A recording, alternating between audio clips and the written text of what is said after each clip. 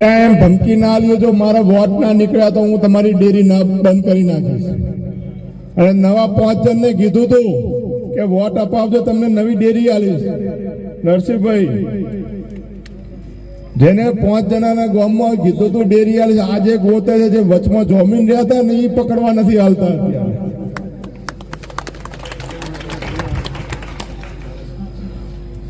ગામ દીઠ 20 જણને નોકરી આપવાનું કીધું કે આ ગામમાં લાગે કે માસ્તર આગેવાન છે તો માસ્તરને કે માસ્તર તમારા દીકરાને નોકરી રાખી દેશે. 20 વોટ તોડે. કવિરાજ, તમે આગેવાન છો, તમારા દીકરાને નોકરી આપી દઈશ. ચૂંટણીમાં કહેવામાં શું થાય છે? પછી ખબર છે કે આ વખતે પહેલા લડ્યા રાધનપુર, પછી લડ્યા વાવ, પછી લડ્યા થરાદ. હવે નવો કોઈક વિસ્તાર પકડશો તે વચન જેટલા હાલો એટલે હાલો એવું કહીને જે થરાદની અંદર આજે ગોમે ગોમ 20 જણા રાહ જોઈને બેઠા છે. તો ડેરી વાળા કટપ આખું રાહ જોઈને બેઠું છે. ડેરીઓ તો જે જોમીન હતા, નોકરીઓ જોમીન હતા. મન તો કહું કે હમણાં હું આજ પાલનપુર ગયો તો ચૌધરી સમાજના આગેવાન મને મળ્યા કે ડેરીમાં ગોધા સિવાય કોઈને રાખતા જ નથી. હાલ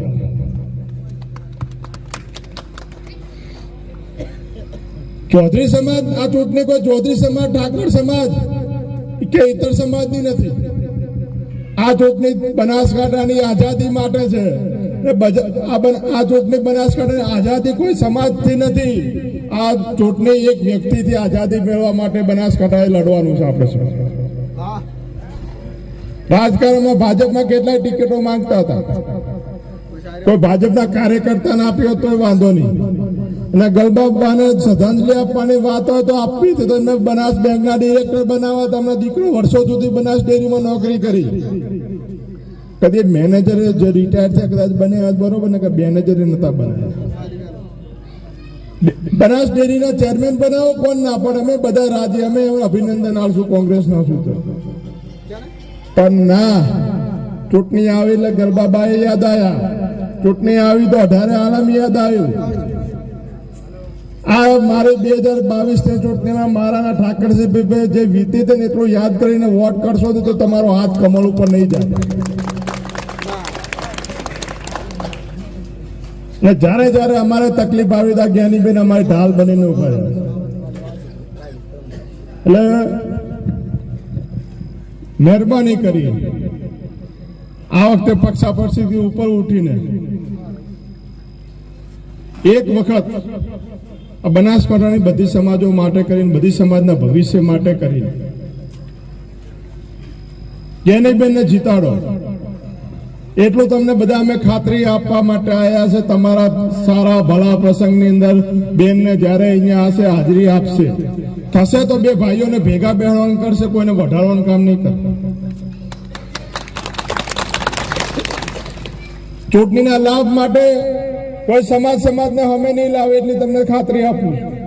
કદાચ ક્યારેક અમે કીધું બેના એક કોમ છે, પોલીસ સ્ટેશન ફોન કર્યો તો અમને ના પાડે કે ના ભાઈ હું પોલીસ સ્ટેશનમાં એ બાબતનો ફોન નહીં કરું. મેં આજ સુધી કર્યો નથી. કોણ પોલીસ સ્ટેશન કોણ છે એ ખબર નથી, પણ હું ફોન કોઈ ઝઘડા માટે કે ફરિયાદ કરાવવા માટે નહીં કરું.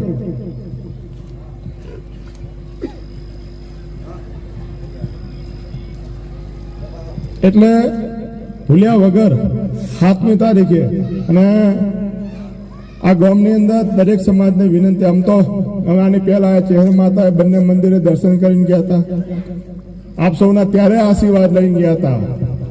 અને હું મફાભાઈ તમને બધાને એટલી તો ખાતરી આજે આપીને જઉં છું કે જીબડા ગામની જયારે પેટી ખુલશે ને તો જ્ઞાનીબેન એટલું કહેશે કે ના, કે જેટલા લોકો મારે સાંભળવા માટે આશીર્વાદ અપાયા હતા એના કરતા હવાયા વોટ એમના પરિવારને માત્ર સમાજ માટે નથી મતવાનું, બીજી સમાજોમાં મતવાનું છે, તમારા સહેન સંબંધીમાં મતવાનું છે. અને હવે કોઈ ભુવાજી હાજર હોય તો એ તમારા તો પુસાયણા હોય ને એના અમારા હારો મત તો મને તમારે વિનંતી કરું.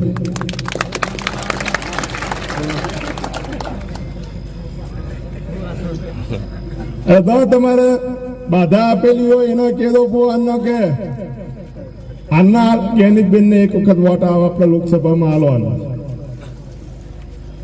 આ સાથે ખૂબ મોડું થઈ ગયું છે. વહેલા તમે રાહ જોઈને બેઠા છો તો આદરણીય આગળના જે વક્તા હોય એમને બોલવા માટે કરીને વિનંતી કરશું એટલે વિશ્વાસ તો અપાવો છો ને બધાએ